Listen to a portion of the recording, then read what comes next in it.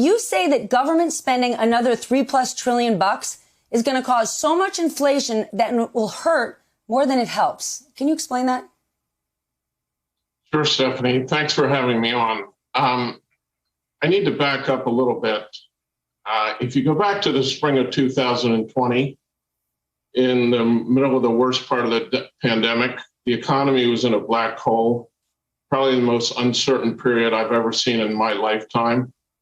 And Congress probably did the best you could ever see of government, which is they spent $2.3 trillion in response to that, because none of us knew where we were headed. It could be the Great Depression. It could have been anything. Thankfully, fast forward 5 or 6 months, and we did not have a Great Depression. It turns out we had the sharpest V recovery in history. In fact, the government confirmed, I think it was yesterday, that the recession is over and ended last summer. By early fall, retail sales, the 30-year trend in retail sales was actually above trend. This took like 5 or 6 months. In the Great Depression, it took over 10 years. In the Great Financial Crisis, post the housing bubble, it took 5 years.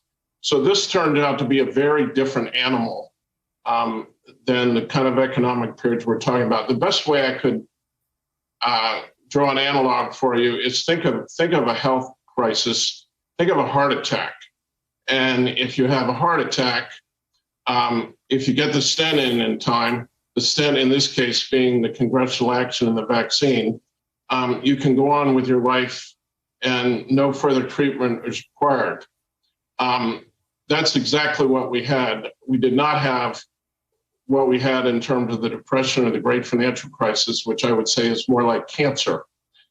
That's a long-term problem which requires long-term spending and long-term interventions.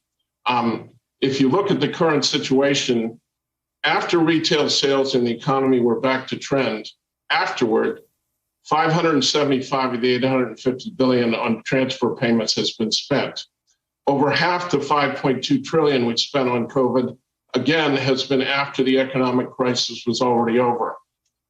The irony is probably the worst economic declines we've had the last 100 years are post-asset bubbles like the Great Depression, the Great Financial Crisis.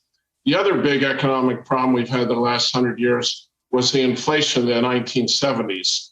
It was pretty much awful period, particularly for the poor and the middle class, because as you know, inflation is a tax the poor just can't afford, nor can they avoid it. I have to say the irony of, because this is well-intentioned spending you mentioned, and I think it's to fix the problem, frankly, that does not exist anymore. Given what I just said, if I was Darth Vader and I wanted to destroy the US economy, I would actually do aggressive spending in the middle of an already hot economy, which is exactly what we have.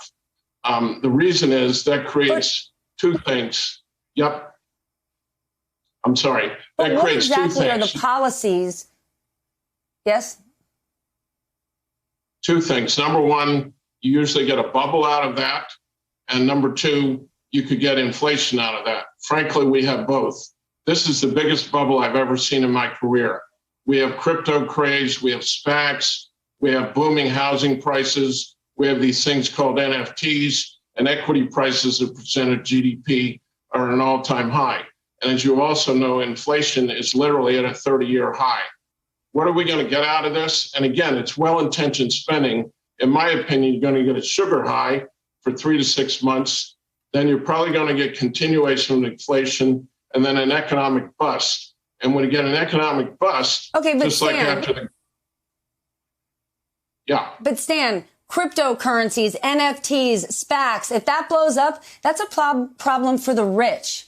What this infrastructure plan is trying to do is help the poor. Roads, bridges, Wi-Fi in rural areas. I mean, expanded child tax credit, free pre-K. This is going to help people who are struggling. Asset bubbles and cryptocurrencies don't mean anything to them. Let that blow up. Okay, first of all, it's not just the rich this time. This is the first retail participation in this kind of nonsense that has happened in my career. But let's take that aside. It's not the cryptocurrencies blowing up that are going to hurt the poor people. It's that asset bubbles bursting inevitably lead to large economic declines. It's the economic decline that's going to hurt the poor. Everything you just mentioned sounds great. And if you can pay for it without hurting the economy, I'm all for it. But frankly, there's a lot of things going on. Take pre-K. All right, pre-K, I wish Harlem Children's Zone could do the whole country because they do it with great efficiency. Unfortunately, that's not the case. To scale it, we need government, and I'm okay with a program like that. But take, for example, me. I'm getting Social Security payments. I'm pretty wealthy. All right, I don't need those payments. There's a lot of other ways to pay for this and cut that out. Do we really think my Social Security payments are priority? Because if we don't think they're a priority, let's cut them. And there are a lot of other examples. And then if you want to add stuff, but right now, further spending in aggregate, in my opinion, is going to cause a financial crisis. It's going to cause inflation, and nothing is going to hurt the poor more than that. And by the way, if it does, every dollar we're spending now that, in my opinion, we don't desperately need is not going to be available in a future crisis, whether it's another pandemic or an economic decline that is hurting the poor and the middle class. Well, absolutely nobody wants that, but conventional wisdom is often more money is good for those who need it most. You're saying that's not the case. So how did Joe Manchin and the other senators react when you made this case?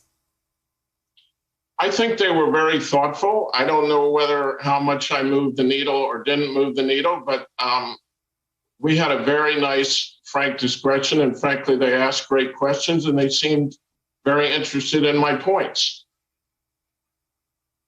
I think, frankly, my track record probably made an impression on them, too. So the takeaway, you are all for a hard infrastructure deal. You don't like that. What is the prescription you're saying we need to do?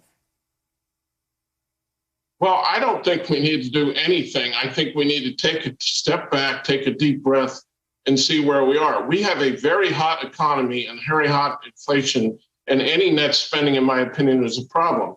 I realize that's not realistic. So, yes, I love a lot of stuff in the infrastructure plan, particularly the investments in the digital infrastructure, because we have a big digital divide. So rural areas and poor kids have the same access to it as upper class kids. There's a lot of stuff in there I'm okay with.